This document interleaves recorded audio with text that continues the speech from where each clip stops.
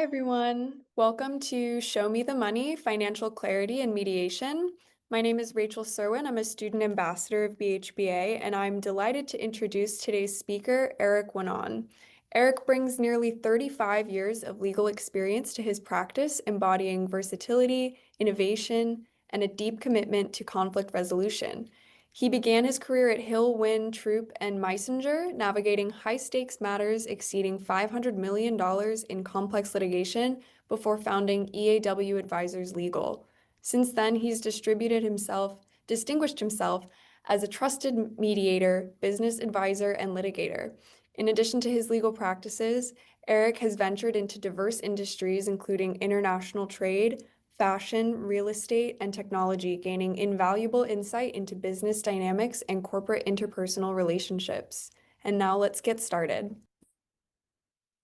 Hi, everyone. Welcome. Thanks for coming to the webinar. I hope we can have a good session. There's going to be a few points during the webinar where I'm going to ask for questions. Feel free at any point to put some questions in the Q&A. And when we take these stops, I'll be addressing those. Okay, so the first thing that's very important to think about is, what are we evaluating? And it's important to focus that we're talking now in terms of the context of mediation. So does the person on the other side have the ability to pay a settlement? We're not talking about going all the way to the end and getting a judgment that you can enforce, that you can appeal, that you can garnish wages, liquidate property. That's not what we're trying to evaluate at this point. You're sitting in a mediation and it comes up at some point that there's an inability to pay, and you need to know to factor into the value of your case whether it's real or not. So that's a very, very important distinction that we should be focusing on. The other thing that's very important is it's equally crucial both for the plaintiff and the defendant. So a lot of times I'll be talking about, the plaintiff wants to know this or the plaintiff needs to know that, but it's actually super important for the defendant, because once they're able to show if there's a true issue of inability to pay, the language in the room changes. We're able to get settlements done. It's also very important for the defendant to be able to evaluate the financial situation of their own client. Clients are not always very honest, and they need to understand what's going on and whether the inability to pay is real or not. All right, let's move on. All right, so now what I'm going to do is I'm going to do a little live, random exercise in showing you how to do a pre-mediation evaluation based on public information. So I believe it's very important before you start a mediation, really right when you're in the middle of the case, whether you're having mediation or not, you should dig into the parties and you should see what kind of assets are available, understand who they are. And these are a couple of things you'll see here, a series of different searches. This is especially important when there's a personal liability that's at stake. So I gave you a few examples here. I do a lot of employment, so if you have harassment action, a failure to properly pay wages, intentional torts, fraud, fiduciary breaches, things like that. It's not so much for the scenario when we're talking about piercing a corporate veil, which is, farther down the line once you get the judgment. It's for immediate personal liability that's recognized by law. So I'm going to go ahead and share my screen now, and we're going to do kind of a live example.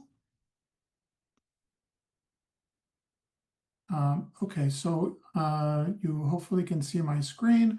So here you have the tabs open that are mentioned in the slide, and we're going to just take a random example. I was thinking my girls go in the mornings to Community Goods to get their matchas at $15, $20, and they tell me every morning how amazing they are. So that came to mind this morning. So I'll just walk you through, again, this is just meant for demonstration. Who is the owner of Community Goods? Okay, so it comes up with this gentleman here, Pedro Cavalier. So let's go ahead and just take his name here, copy it. And now we're going to go into the first of the links that you have here. This is called True People Search. This is an incredible tool where you can find information based on name, phone numbers, addresses, and email. So if I just type in the person's name, I hit search, it's going to come up with a bunch of people. Let's suppose it's the one in Beverly Hills. We're going to click on that, and it's going to give you a lot of information about him, including his current residence. So once you have his residence address, you can take that. You can go into the next slide over here, which is a software called PropStream. This has an amazing amount of data with anything to do with real estate. So let's say you just take that address, you drop it into PropStream, it's going to find the address. Then you click on the particular property, it's going to show you ownership. So now it's showing the house in the ownership of a limited partnership. But what's also very interesting is if you click over here on linked properties, it'll show you all the properties that are related to the owner of this property in any way. So they're a partner in a corporation, any kind of link between them. So on this particular profile, it's a huge profile. It's 354 properties, $800 million in equity, and then it shows you the entire list of all the properties, and you can see the different names. So these Metro Shell, personal names, etc. And then if you need to dig in deeper to look at a company, what you do at that point is you go over to Open Corporates, and you can do a search for, let's say, Pedro.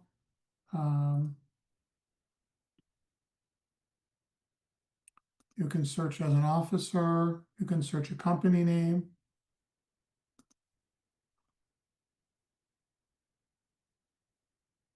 Okay, yes, I'm go through here, verify.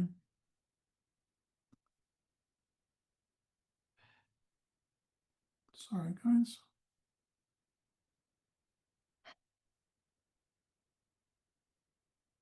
Okay, I don't know why it's not coming up under the name.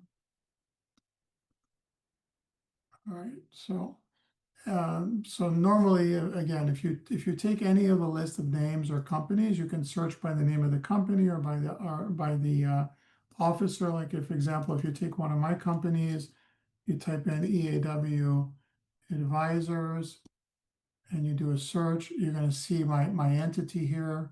It's based in California, it's based in Texas.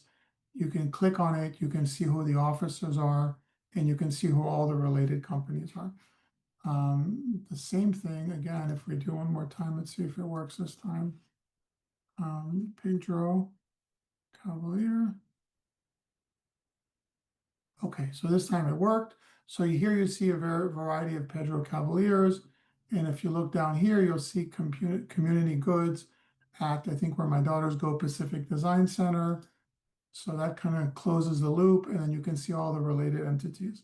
So that's a way where you can quickly look at a lot of data on property ownerships, on company relations, on all sorts of things like that to get an initial feel. Some other links that I pointed out, this is the Bureau of Security and Investigative Services. So many people have licenses.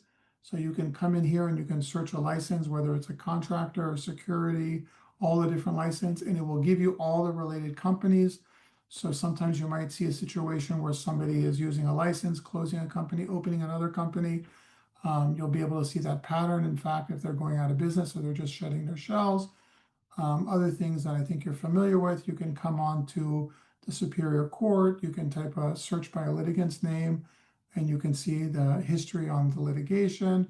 Same thing with PACER, you can go and cite federal, you do an advanced search by party name, and you just type in the parties, business, personal, and you'll see all the different causes of action that are out there.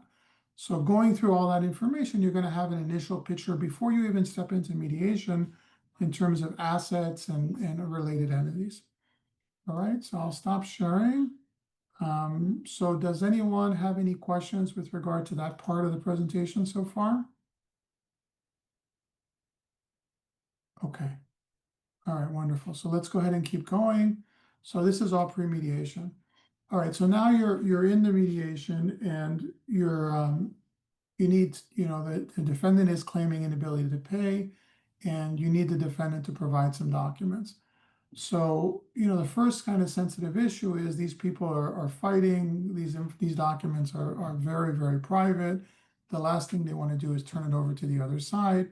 So you have an honest discussion, which is, if you're going to claim inability to pay, you need to provide some kind of information. Without it, the plaintiff is going to basically think it's, another crying wolf. I would say more than half of my mediations, people are saying they can't afford to pay. So the plaintiffs are, kind of ignoring it, to be honest with you. So what do I do? I explain to the parties and the attorney that I'm exactly the documents that I'm going to be asking for, which I'm going to go over in the next couple of slides. And then I review them. I'll pause the mediation. It takes me usually a half an hour to an hour, depending on how complex and how large the company is, and I'll review everything.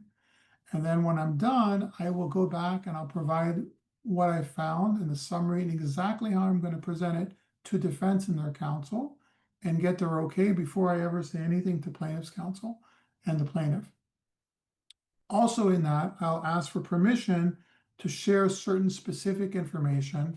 Like, for example, I might say to them, is it okay if I let them take 2 random bank statements, random months, and I can give them opening and ending balances, money in, money out, so that they feel like that, be sure that I'm not in any way, trying to skew things one way or the other.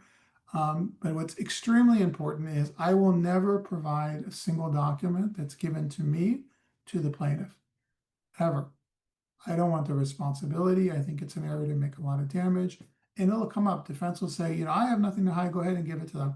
I will not do that. If defense counsel wants to email plaintiff's counsel with documents and copy me under mediator's privilege or not, or confidentiality or non-disclosure document, they can do that.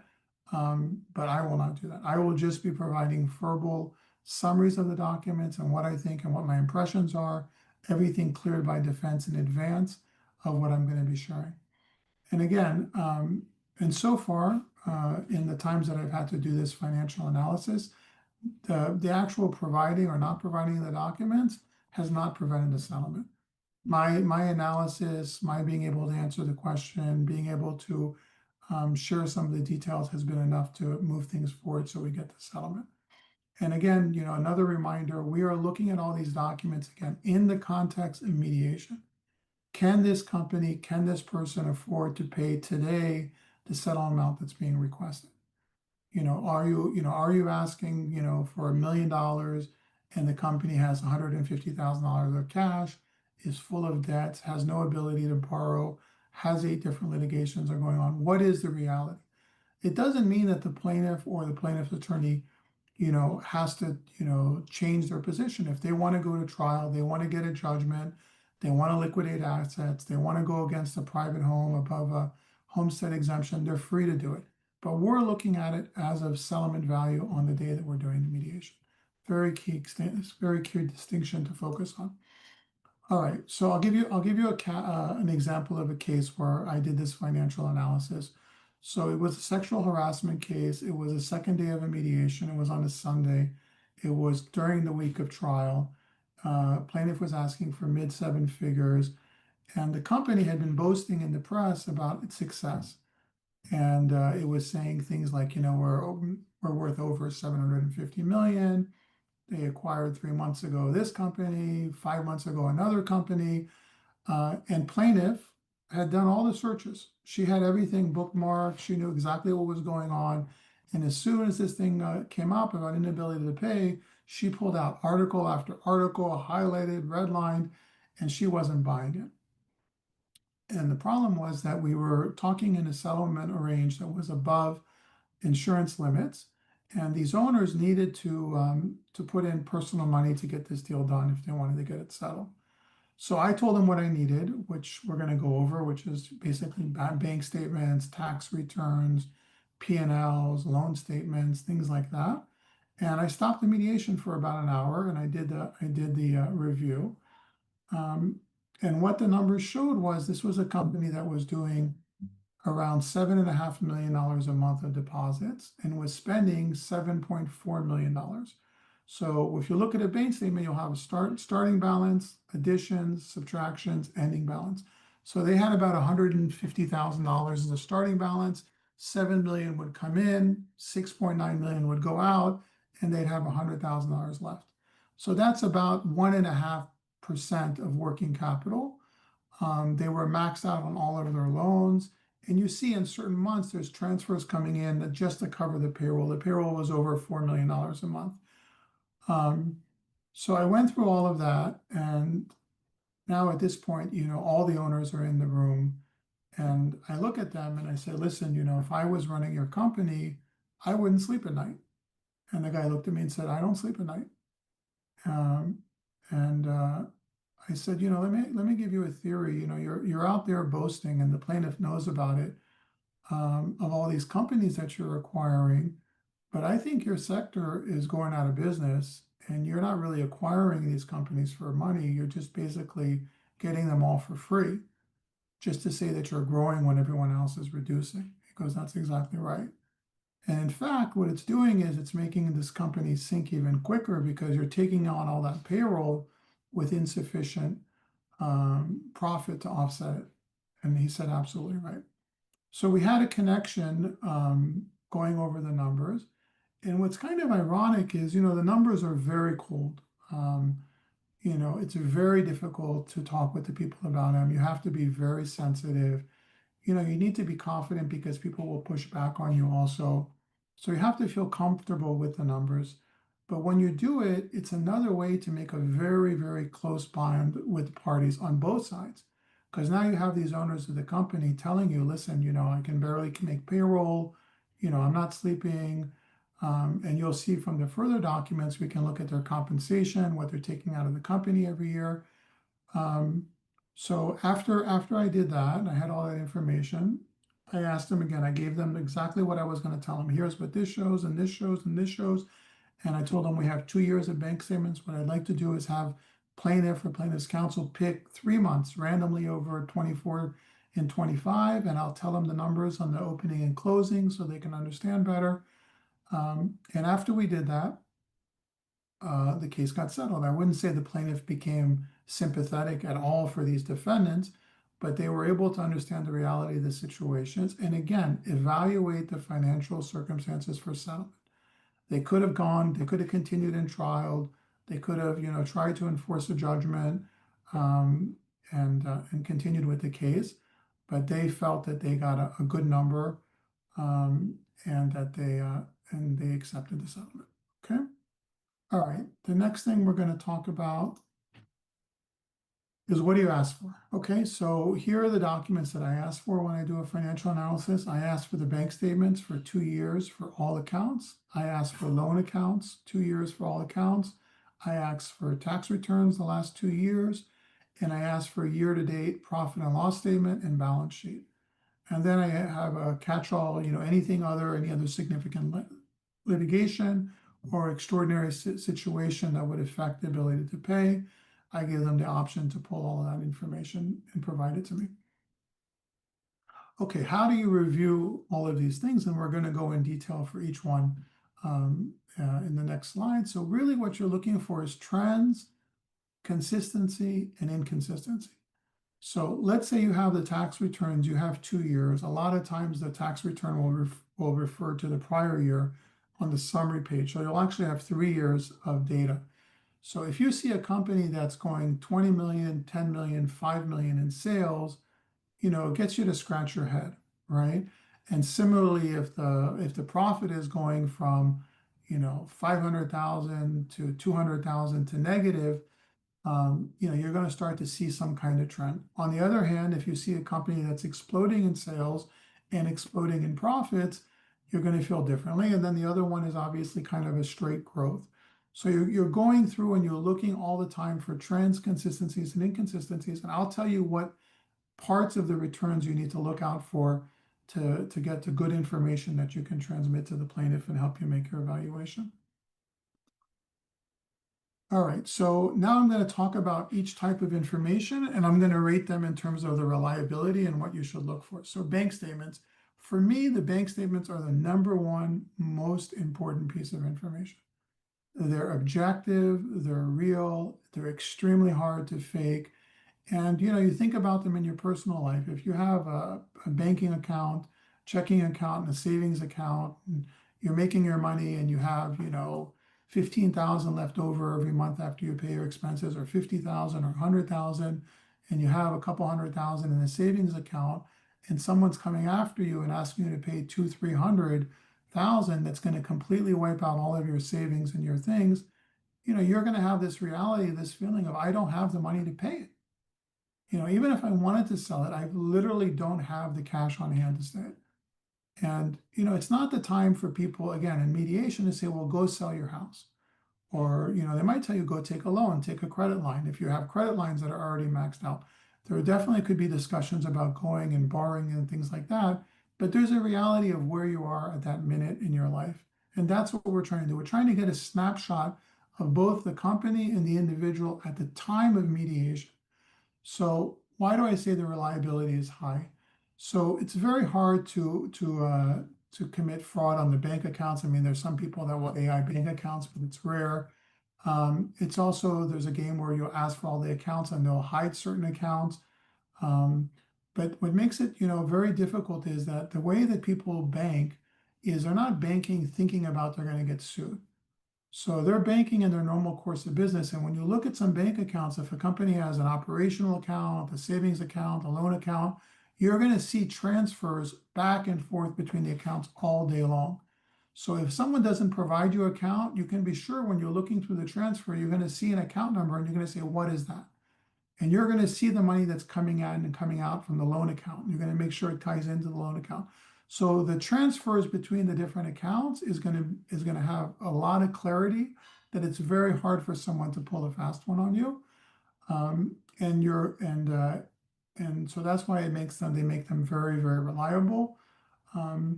So the things that you're going to look for in the bank accounts, I referred to them a little bit earlier. They start out, I couldn't give you a sample bank account because they were private, and ChatGPT couldn't create a fake one for me, even though I tried. So you have a starting balance, beginning of the month. So which is basically how you ended the month before. So it'll say your balance is 250,000. Your additions, for example, in the example that I gave earlier, in the sexual harassment case, they were depositing about $7 million, $7.5 million every month that were coming in. You'd see all the deposits coming in. And then the subtractions is all the payments, so they can be paid by check, paid by wire. You would see also in there the payroll that was being deducted every 2 weeks, and then an ending balance. So you have the whole story. You have a picture of what it looks like. And as you're looking over 24 months, you're going to see the trends. Again, if you see a company that constantly is running, 1 or 2% cash flow on its sales over many, many months, that's someone that's on the edge. If you see a company, for example, that normally had $1 million or $2 million starting and ending balances that are going down to 500 to 200 to 100, that's another story. The opposite, if the company is getting built up and there's a good cash flow in the main account and you see that they're paying off debt, or there's a separate savings account, which they'll do to get more interest, then you'll know that there's money that's coming out.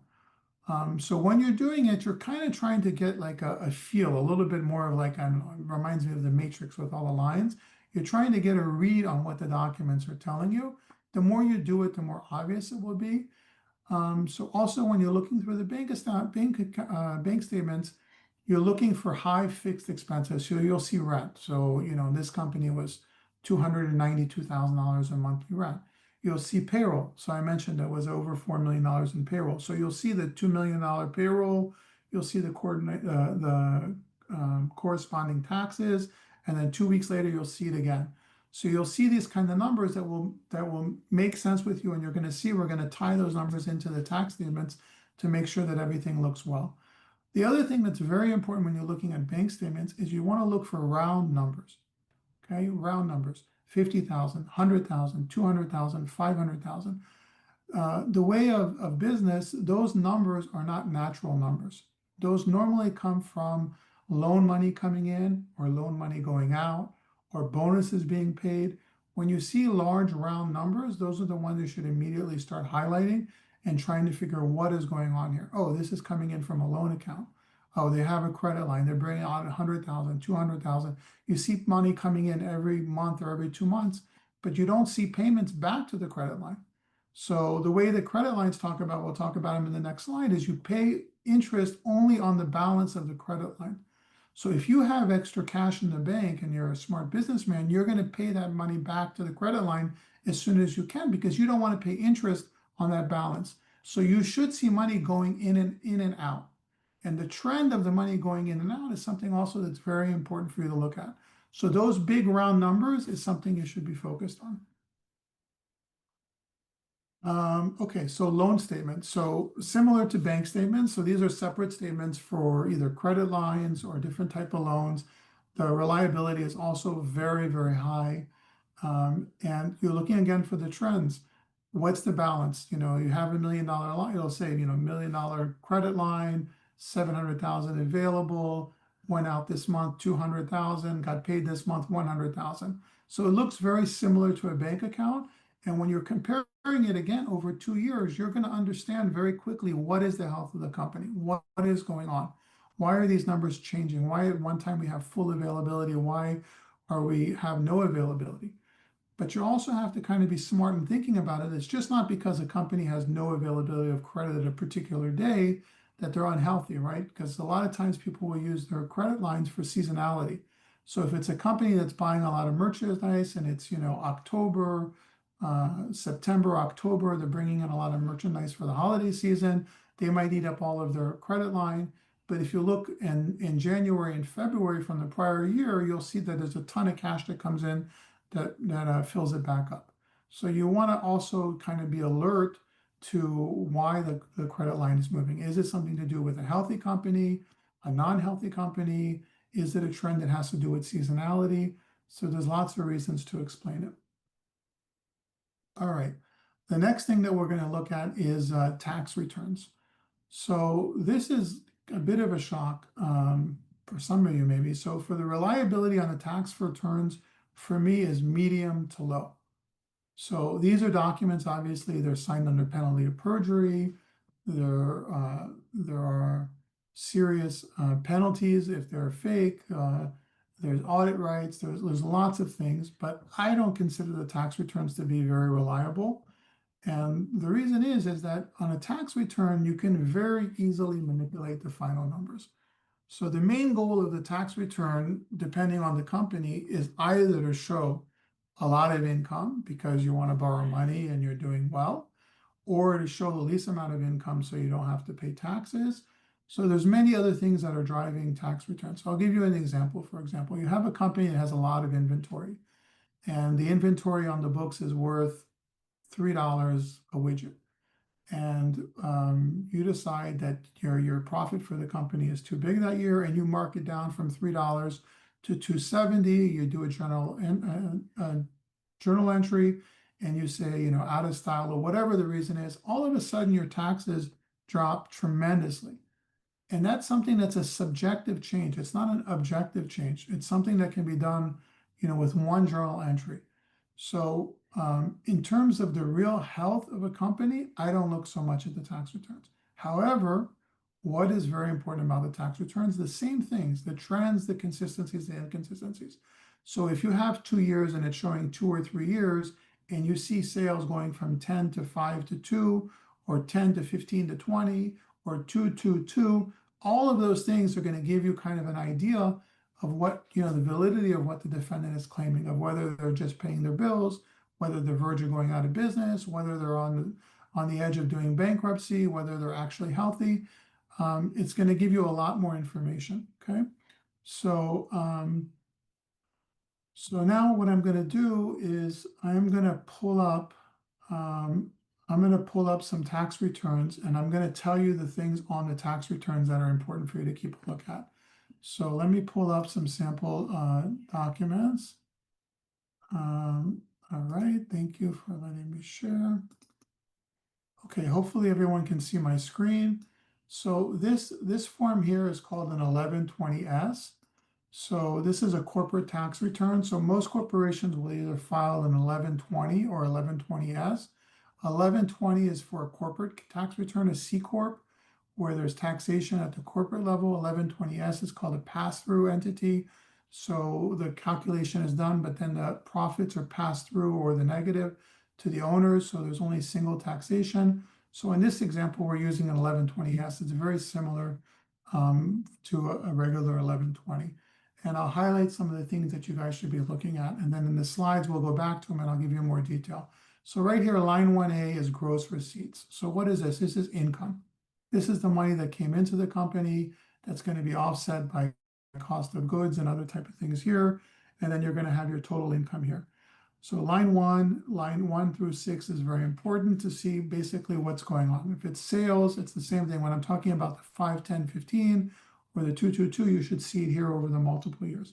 Line 7, very important, compensation to officers. How much are the owners of this company being paid? Are they pulling out millions and millions of dollars every year? Have they pulled out in the past, $1 million every year? In the last 2 years, they pulled out 0 and 0. What does that, what does that tell you about the company? Where is the company feeling internally to be reflected on how much they're going to pay to the owners? So it's a very good kind of insight. It's almost like an insider trading. It's what are the owners thinking about their own company? Salaries and wages. So these are the total salary and wages. So like in the case I talked to you about earlier, there was about $4 million a month. So you'd expect to see here around $48 million a year of salary and wages on this tax return. If you see 48, 49, 50, whatever it is, something close to that, you're going to say, okay, it makes sense. If you see 75 million, then you're going to inquire, well, why is there $20 million more after taxes on the return? And you might find out, oh, well, there was this $5 million or $10 million bonus that didn't show up anywhere else. So it's also another thing that's important to look at for owners. Then you can come through the return. There's a lot of things that we'll go through.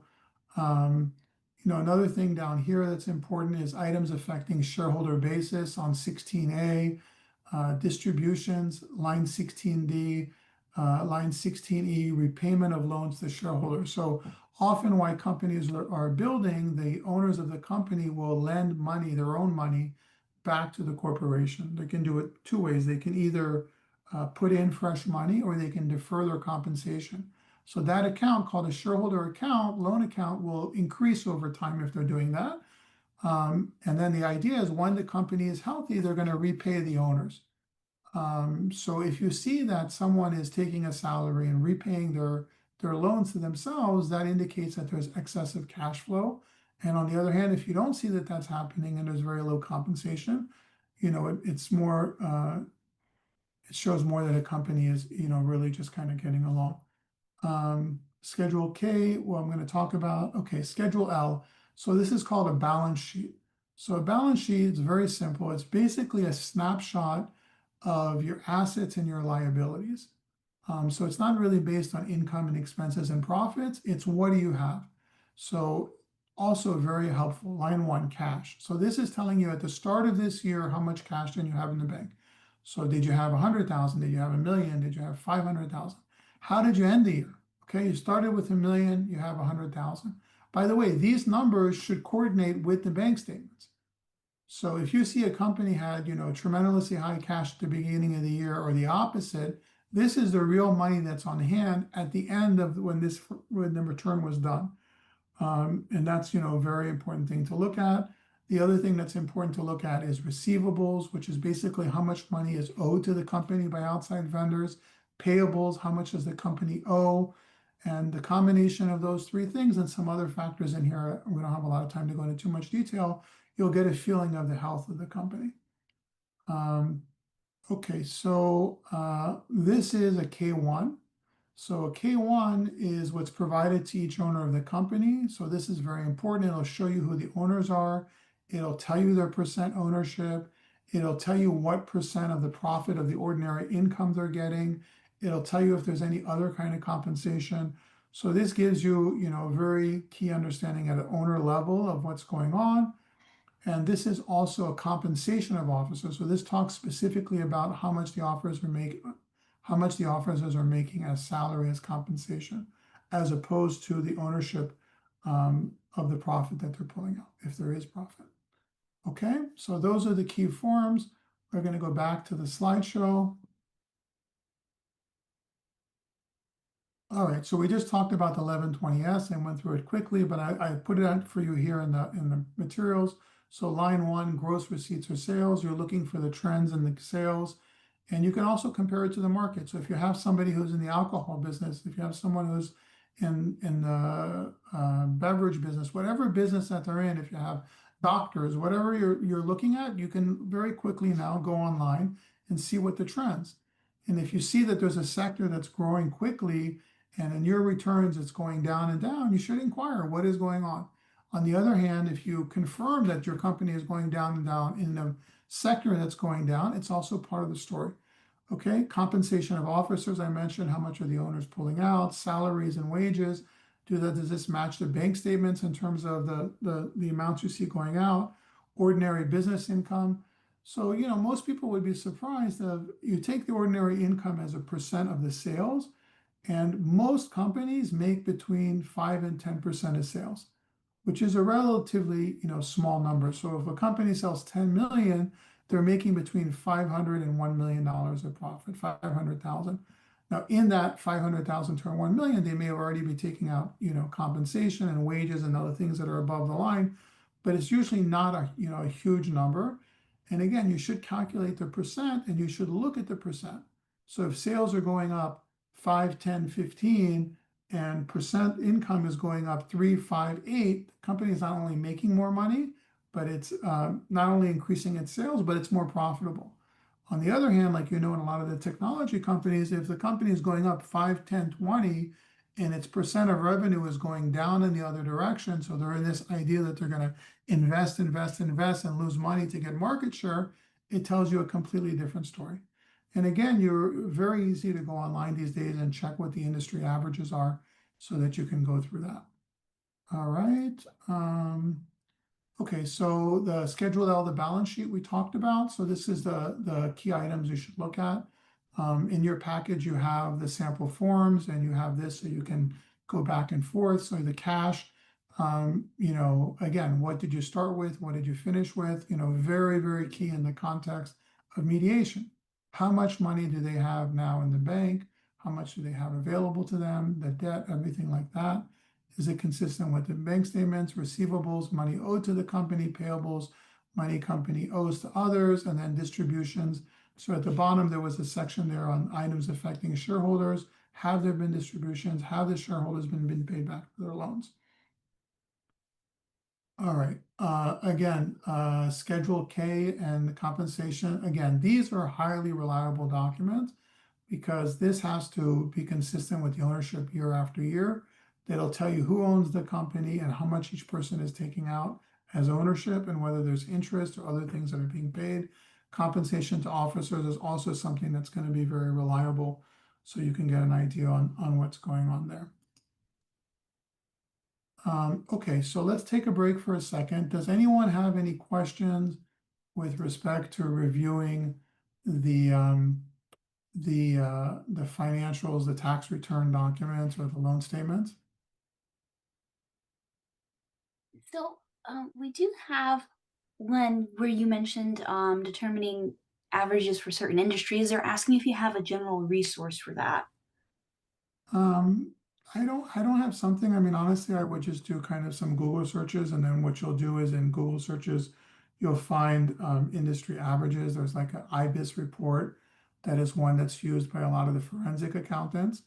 That's helpful.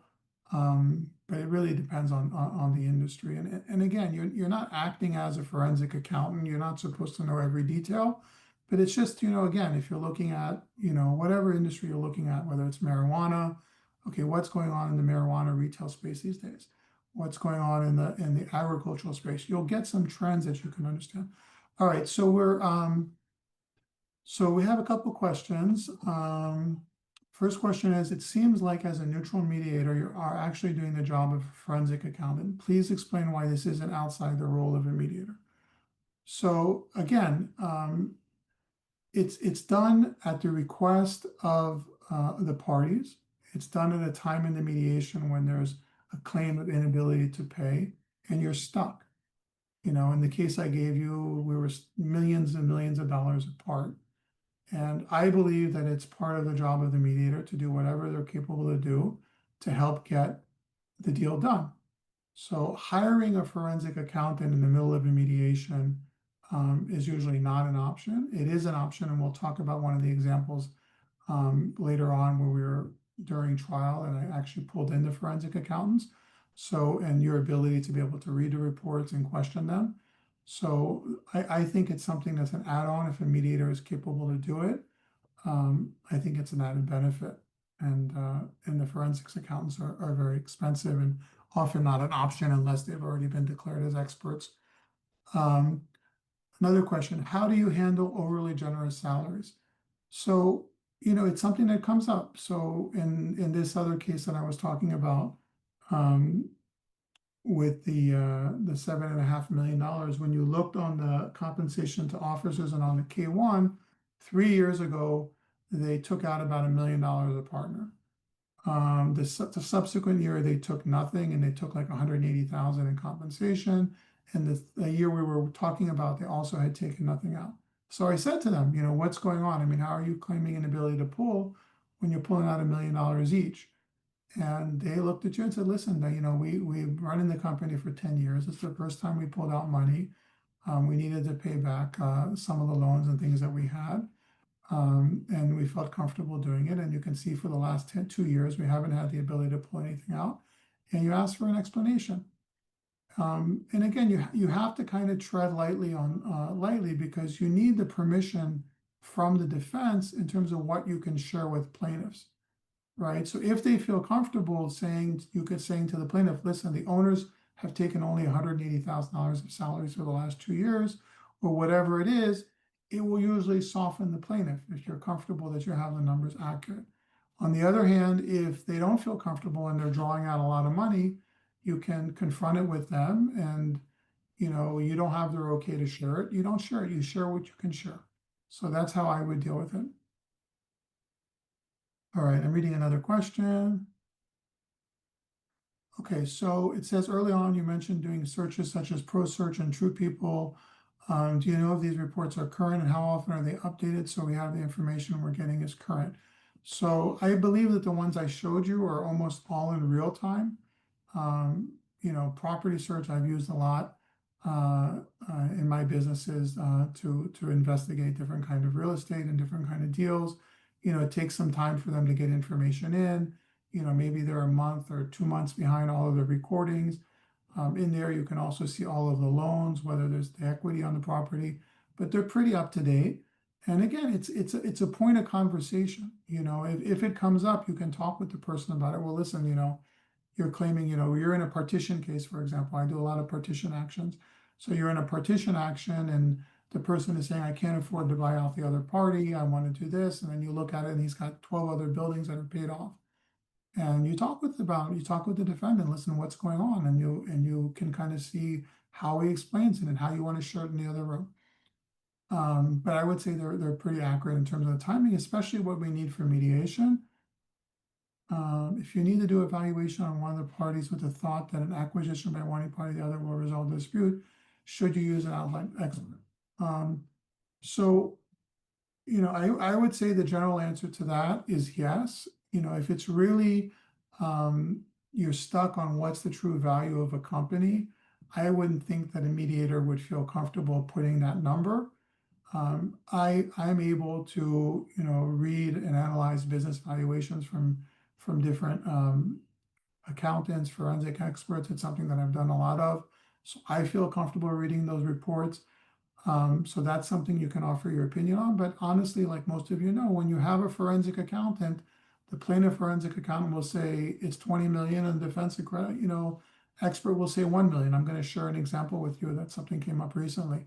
So it's better to have, if it's really something that's purely on value and you need an accurate number, and that's what the parties, you should ask them to do that prior to the mediation, or you can pause, or you can do something. I would say that that's outside the box.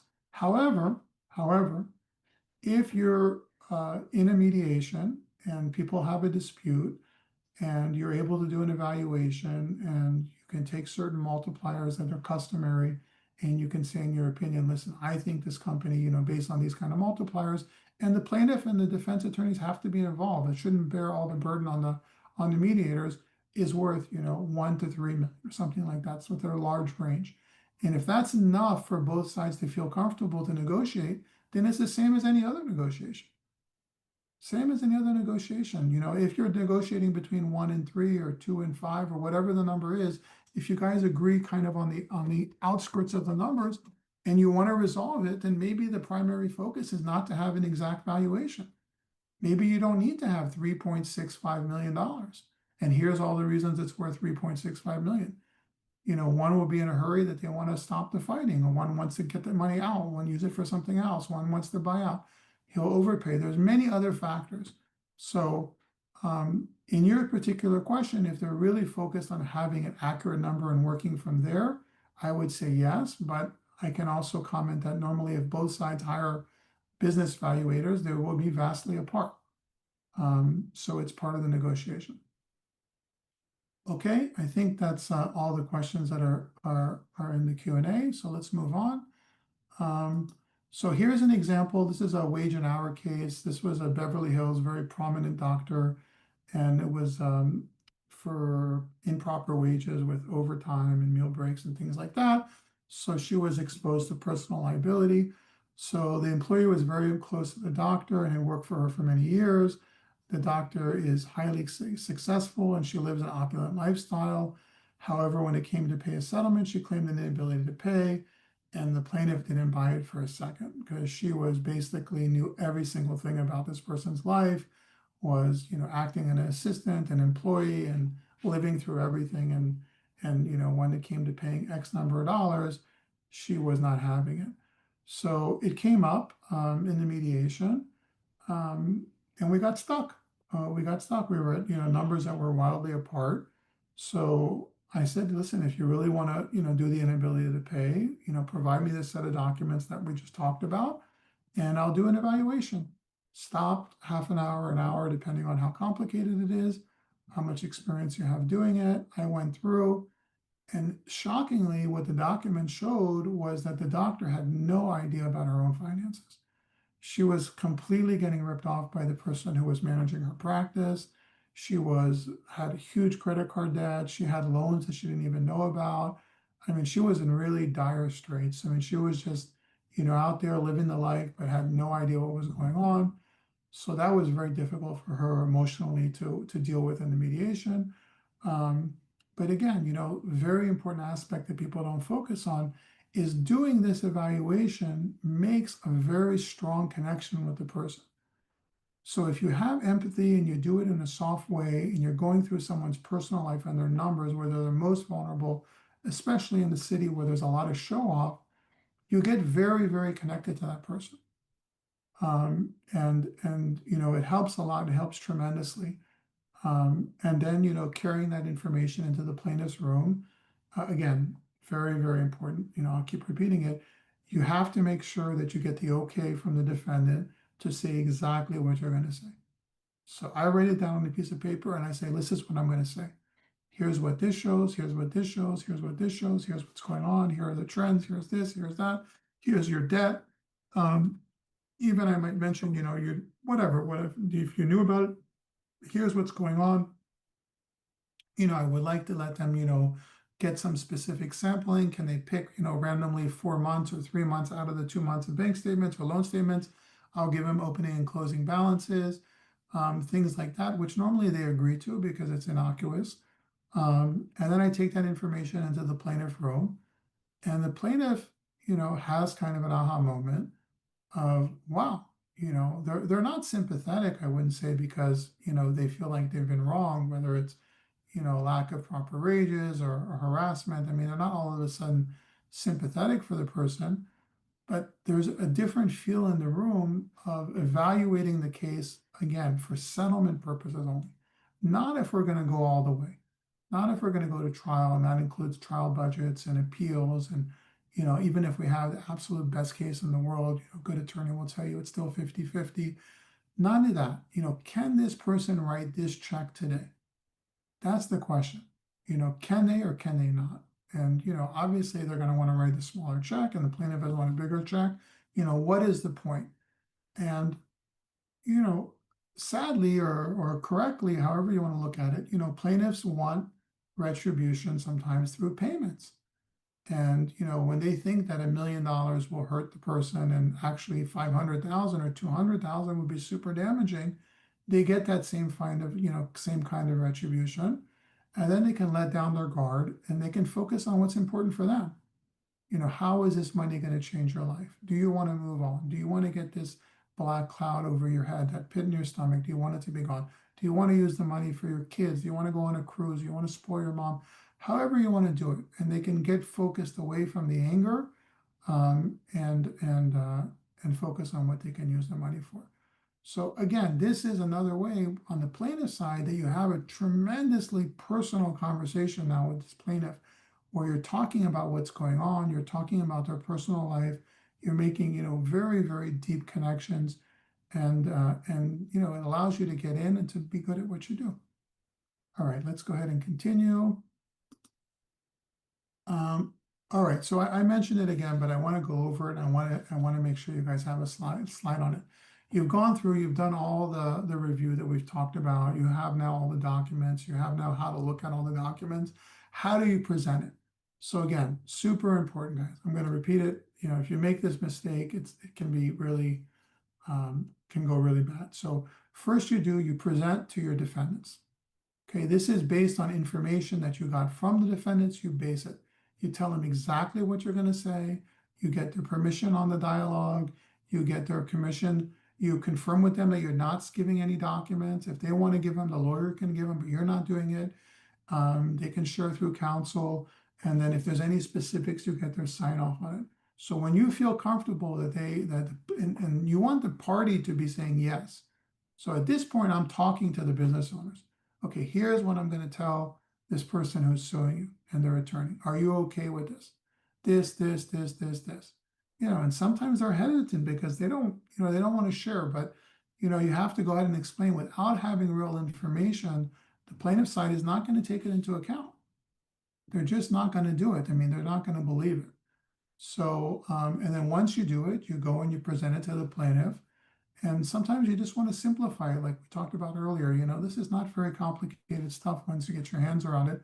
You'll talk about, listen, the business finances is similar to your personal finances. You have your checking book, they have their checking book. They have money in the, available, or they're paying their bills every month. And you just kind of walk through it. If you have permission, you talk about salaries and bonuses, because often plaintiffs think that, these owners are making millions and millions of dollars. You talk about debt, you talk about ability to borrow. And if there's other litigations out there, you can mention that as well. So let's go ahead. Okay, and then these are kind of some of the common issues that come out. So, plaintiff might say, well, the defendant has this, huge home up in, Mulholland Estates or in Malibu or wherever they're living. So you can talk about a homestead exemption, which is, protects the first, it's not very high for LA County numbers. It's currently $722,000. So there is a homestead exemption. But again, the focus for those kind of things is, listen, in order to do that, we have to go all the way to the end. We have to get a judgment. We have to get permission to have liability, to garnish, to put a lien. I mean, it's a very, very, very difficult, time-consuming, and not obvious process. So you explain to it. They're going to talk to you about fancy lifestyles. I saw her do this and I saw her do that, and she flies first class and all these kind of things. So you have to be ready to kind of discuss that and how it looks in the documents. This is something that comes up often. Is the defense, is basically fighting in the mediation, saying, "Oh, we don't have any money. We can't pay." And it turns out that they do need to pay something, and then they ask for a long payment plan. So they'll say, okay, we'll pay $300,000, but we need to pay it over 5 years. Where 5 minutes ago they were saying they had no money and they were going out of business. So that's something you have to be ready for that comes up, and be ready to deal with that. Bankruptcy. So everyone, or not everyone, most of the times, someone throws out the bankruptcy rule. Well, go ahead, I'm going to go BK, I'm going to do this, let them, sit in line with all the other creditors, So the bankruptcy threat for me has very, very little force. Why? because people don't understand how devastating it is for a company or an individual to file for bankruptcy. So I mean, it really wipes you out. It cancels any licensing you have, any borrowing ability, your reputation, any credit you have with clients, client relationships. I mean, if you want to stay in that sector of business, post bankruptcy, if you leave people, with millions of dollars unpaid debt, you're done. You're done. You're done on a personal level. You have to report it. It's almost impossible to apply for credit. It's almost impossible to do business these days without credit. So it's an extraordinarily kind of game over remedy. And honestly, it's a very rare that I see a case that just the case itself will push someone into bankruptcy. So there are cases, that have 9 lawsuits, and you see the pattern, you see them on the verge. It looks like it, but it's rare when there's a case, especially at the time of mediation, where the person can say with a straight face, if you don't accept this, I'm going to go BK next week. Maybe you'll have to go get your judgment, you'll go BK after the judgment, but then still the case is going to be open. There's still going to be the stress for the plaintiff and the defendant. So I really downplay the whole bankruptcy. Again, it's a very good way to talk with the defense, with the owners of the company. I hear your lawyer talking to you about bankruptcy. Tell me how that's going to affect your relationships. I mean, you've been in business for 25 years. You have credit with all your vendors. Yes, I do. How's it going to affect? How's it going to do this? How about your licensing? How are you going to do for borrowing moving forward? Are you planning on closing down?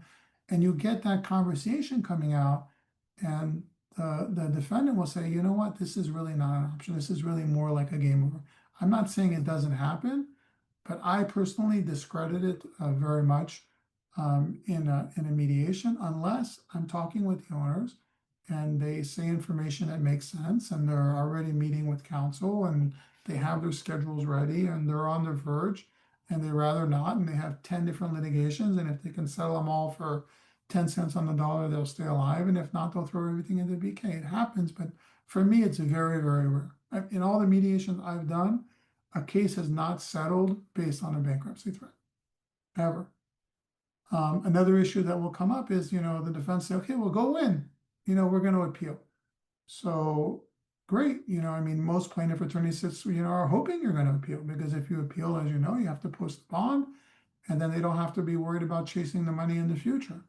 So the threat of appeal is not something that's very useful, except, and this is a big except, is the timing of the plaintiff getting the money, right? So a lot of these cases settle, a case that has a value of, let's say, $300,000, and a plaintiff who needs money today, might be willing to take less faster. And for sure, if they have to go all the way to trial and they go to appeal, it's going to be 2-3 years before it gets resolved. And they're old, or they have needs, or whatever the situation is, that they want to have money today. So in terms of the appeal, in terms of the timing, if you win, and also the risk of winning, the unknown if you're risk of winning, is also is something that needs to be discussed. And the other thing that, again, depending on how close you are with counsel and the client, I talk about often is, listen, have you talked about a trial budget? And a counsel are sometimes hesitant to tell their clients it's going to cost them another $150,000 to $250,000 to go through trial. So I'll prompt that conversation. I'll pull the attorneys out. Have you shared this? Do they understand that they're in it for, whether they lose or not, that they're in it for another $150,000, $250,000. Cost of depositions, cost of experts today are off the charts. Do they understand that? Do they want to give part of that cost of defense or all of that cost of defense to get rid of this case? If there's a 50-50 case they're going to lose, they're still going to have to spend that money. So that's another thing that I go over with defense also. All right, I think this is the last example I'll share with you. So this is a real estate case. I actually just did this one a couple weeks ago. This case was scheduled to start trial that week. It was an 8-figure demand. And now at this point, someone asked earlier about forensic experts. So expert reports had just been literally a day before the mediation exchanged. Plaintiff had done theirs, defendant had not done their rebuttal. So in the mediation, I asked the forensics to come in. So I brought in the plaintiffs, I asked them to put up their report, I went through it with them, I asked them, a lot of questions based on their assumptions, and, prodded gently on things where I thought they were pushing it a little bit. And then I did the same thing on the other side. I had the defense forensic expert who had reviewed, hadn't written a formal rebuttal, come in, what are you thinking? Show me how you're doing your evaluations. And in this example, one company there's a company that went out of business, gave the value at over 20 million, and the other side had it under $1 million. So a huge, huge gap. Obviously a dispute on liability, but also on just the damages if one party won or not. So we were able to do the analysis with the experts in the room, again, with the defendants, with the business people being there in the room with you and talking about the assumptions. Is that a fair assumption for growth rate? Is that a fair assumption for, where the industry is going? Is that a fair assumption on value of existing clients, And you go through and you talk about the assumptions, and the businessmen that are in the room are shaking their head, that's maybe pushing it. I don't really agree with that. And they're participating. And all of a sudden, instead of being between 1 million and 20 million, we're at 3 to 5 million. Without anybody confirming it, but a range that feels more realistic to people, and it helps to have a more defined discussions. The parties are now involved in the process. The two business people fighting on each side, they know their industries very well, and they're participating, and we're getting a range. So now we have fight on liability, a very difficult liability issue that could go everywhere. And then, okay, well, what if you do win? What is left? And how much is it going to cost you to get there? And all the other things. So in that case, we did that and we settled the case with the more clarity. So it was a financial analysis using forensics, but the only reason the forensics were used was because they were teed up for the trial, and that's where the reports are. So I put in here before we got that earlier question, forensic accountants are very expensive, typically not practical option for mediation, except when a case is on the eve of trial and you have access to those documents and those reports, and you can be involved in the interpretation and getting people, mostly to get the parties involved and engaged in how they see the valuations also is very important. So I think that's, okay, one more slide. So second session. Okay, so, some people kind of spin their heads thinking, okay, well, how is it possible to do this in the middle of a mediation? Normally the issues of inability to pay don't even come up until the afternoon. How can you get these documents that quickly? How can you review them, quick enough? I do it, I keep the mediation going. It's my practice as long as it takes. If the people are able to get me the documents, it's 5 minutes of documents, download a couple of years of statements. You should have a folder with your tax returns. You should have your bank statements. You're running a decent sized company. It shouldn't take you more than 15 minutes to pull these documents together. And then, with time, with expertise, if you need people to help you do it, you can do a quick evaluation and get a feel. Or, again, remembering your feeling that you're trying to get now is to influence the mediation. But sometimes you just can't get it done. It's too big, it's too much information. I have now a company, a $2 billion company that we did a first mediation on. And, again, right on the end, right, 4 or 5 o'clock on a full day mediation says, well, you should know that my client doesn't have the ability to pay and they're losing tons of money and X, Y, and Z. And I said, okay, well, why are you just mentioning it now? I said, well, we thought we were going to get it done for a reasonable number. I said, are you able to provide backup? I mean, the plaintiff is just not going to take your word. I gave him the list of all the information. He sent it to his client or went into a different room with his client. Client said, I'll provide all of that information for Eric's eyes only. And now I'm in the process of doing the evaluation. It's a very, very complicated one because it's such huge numbers. But I'm doing it. And now what I'll do is in between the sessions, I'll reach out, I'll talk to the CFO, I'll get more information if things don't make sense to me. So sharing information has a very positive impact on the plaintiffs because, the default is that defendants will say no usually to sharing. So when a defendant is open and sharing and I tell them this is all the stuff I'm looking at, I give them my summary, they scratch their heads. They think, wow, maybe there's a serious issue. I mean, most companies would not provide this information. Maybe I do need to take a pause and think about this. And the opposite has happened to me also, where, there's a claim of inability to pay. I had a tech startup saying, we can't pay. We'll give you all the information. Supposed to have a second session. 2 weeks later, decided they were going to shut down and not give any information. So that obviously made the plaintiff feel like they had something to hide.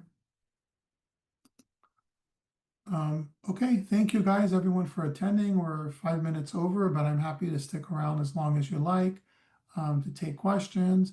And if you're ever in the middle of doing this, or you need to consider how to do an evaluation, call me. I really mean it. I'm happy to do it. I love doing it. I love mentoring people. So if you need that feedback, that second pair of eyes, it would be my pleasure. Sometimes when you're doing something that has a financial need, it's good to have maybe a second mediator in the room that you can bounce ideas off or lean on that person to do that part of the evaluation for you. All right, let me see if there's any more questions. Okay, so there was a question that for the wage and hour case with the potential personal liability, do you ask for financial documents for both the company and the individual? Absolutely.